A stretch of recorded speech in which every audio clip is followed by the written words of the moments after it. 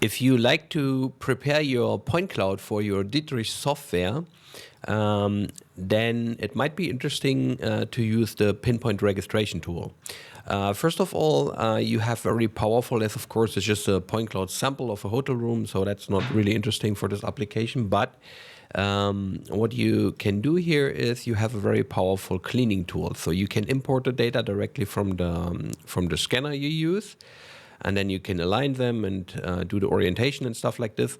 And then finally you can clean. So you can delete all the areas you don't need. And if I turn it on and off, you see I have a lot of stuff what I cleaned here, and I can activate this again.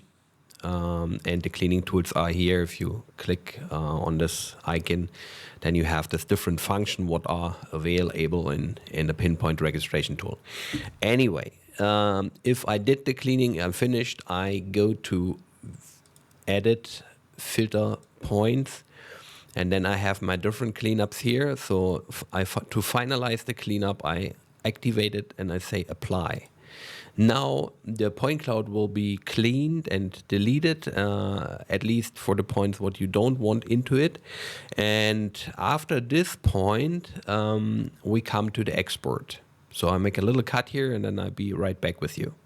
So after the filtering is done, I can turn it on, I can leave it off, it doesn't matter. But you can go to File, Export, and then most people click on E57, and that's not the way we want it here. We want the unstructured point cloud, so we have to go all the way down. This is a specific format where you can shrink the size of the point cloud very easily.